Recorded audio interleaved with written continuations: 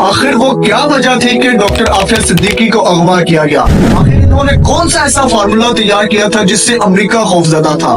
क्या पाकिस्तान डॉक्टर आफिया सिद्दीकी को रिहा करने के लिए कोशिशें कर रहा है? अस्सलामुअलैकुम दोस्तों, डॉक्टर आफिया सिद्दीकी 1972 में कराची में पैदा हुई। उनको शुरू से ही पढ़ने का बहुत शौक था। डॉक्टर आफिया ने अपनी इब्तदाई तालीम कराची से हासिल की और 1990 में स्टूडेंट वीजा पर मजीद तालीम हासिल करने के लिए अमेरिका की रियासत टेक्सास चली गई, क्योंकि वहाँ उनका पहले से ही बड़ा भाई रहता था जो आर्किटेक्चर की तालीम हासिल कर रहा था। डॉक्टर आफिया ने 1992 में एक ऐसी रिसर्च की जिसकी वजह से उनको $5000 का इनाम मिला। 1995 में उन्होंने एक साइंसदान अमजद मोहम्मद खान से शादी कर ली, जिनसे उनके 2 बेटे और 1 बेटी थी। और यही वो शख्स था जो डॉक्टर साहिबा की बर्बादी का सबब बना, क्योंकि वो अपने जाती मुफादात की खातिर अमेरिकी इंटेलिजेंस CIA के साथ मिल गया। इसी शख्स को बाद में डॉक्टर आफिया के खिलाफ इस्तेमाल किया गया।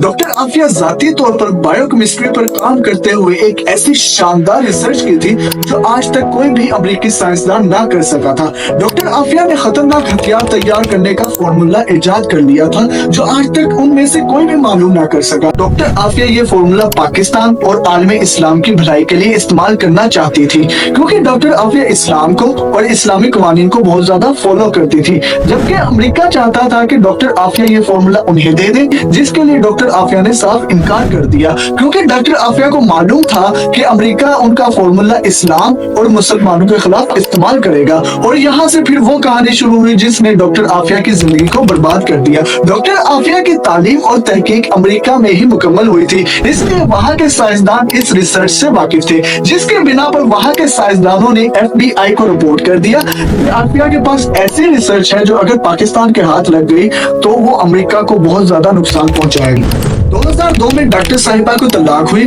तो उनके शोहर ने डॉक्टर आफिया पर गंदे गंदे इल्जामात मीडिया पर आकर लगा दिए, जिसके बाद डॉक्टर आफिया पाकिस्तान आ गई, क्योंकि अब वो यहाँ रहकर पाकिस्तान के लिए काम करना चाहती थी। मगर सबसे बड़ा अफसोस इस बात का है कि उस वक्त पाकिस्तान की गवर्नमेंट ने उनका साथ नहीं दिया और 2003 में परवेज मुशर्रफ ने संगीन गलती करते हुए डॉक्टर आफिया को अमेरिका के हवाले कर दिया, जिसके इवज इन्होंने मिलियंस ऑफ डॉलर दिए। ये इंकशाफ उन्होंने अपनी बुक में कर रखा। डॉक्टर आफिया को अफगानिस्तान की जेल बगराम में रखा गया था, जहां उन पर काफी टॉर्चर किया गया। 5 साल तक किसी को मालूम नहीं था कि डॉक्टर आफिया कहां और किस हाल में है। जब डॉक्टर आफिया की गिरफ्तारी की तस्दीक हुई, जब तक पाकिस्तान डॉक्टर आफिया की शक्ल में एक ज़हीन और काबिल खातून को खो चुका था।